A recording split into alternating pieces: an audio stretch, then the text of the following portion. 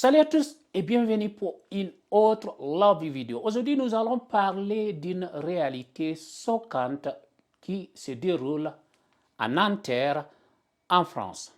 Selon moi, ce qui se passe là-bas est bien plus grave que ce qui se passe en Ukraine. Je n'exagère pas. La violence policière ne se limite pas aux États-Unis. Mes amis, elle est également présente en France.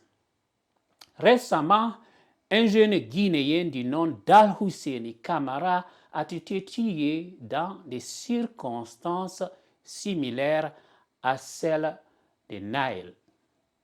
Et c'est de lui dont nous allons discuter dans cette vidéo.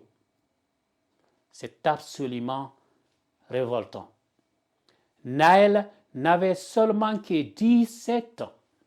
Il a été tué par la police française pour un soi-disant refus d'obtempérer.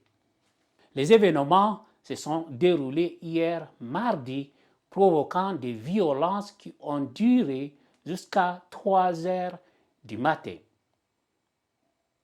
Initialement, les policiers ont affirmé qu'un véhicule avait foncé sur deux motards de police. Et c'est la même chose qu'ils ont dit concernant le Guinéen qu'ils ont tué.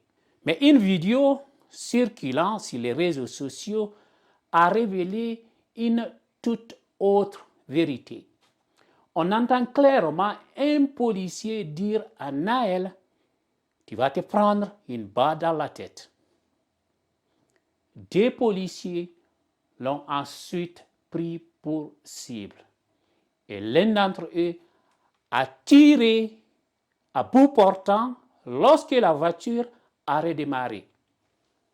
Et c'est une violation flagrante des droits humains que la France essaye de nous enseigner ici en Afrique. Le monde sportif et politique a réagi avec indignation. Kylian Mbappé, la star du football français, a exprimé sa douleur dans un tweet. « J'ai mal à ma France. Une situation inacceptable.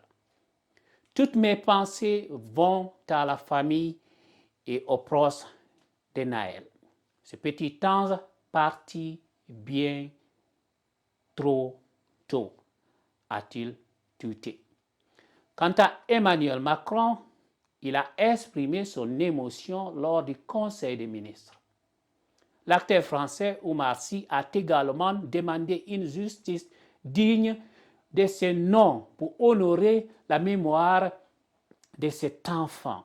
Il n'avait que 17 ans seulement. Nous devons nous préparer à de nouvelles manifestations à travers le pays. Déjà plus de 2200 policiers et gendarmes ont été mobilisés depuis hier soir.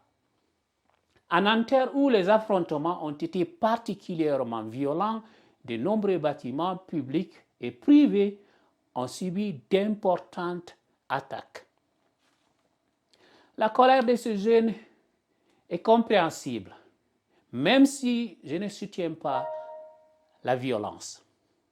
Il est crucial de reconnaître que la discrimination en France est aussi présente qu'aux États-Unis. La seule différence, c'est que les médias la mettent moins en avant. Pour rester informé sur cette affaire en évolution et d'autres sujets importants, je vous encourage à cliquer sur le bouton s'abonner pour rejoindre notre communauté engagée.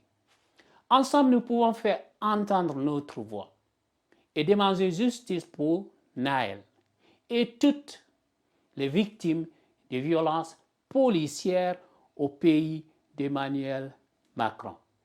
Merci d'avoir suivi, prenez soin de vous et à très bientôt pour une nouvelle vidéo. Ciao.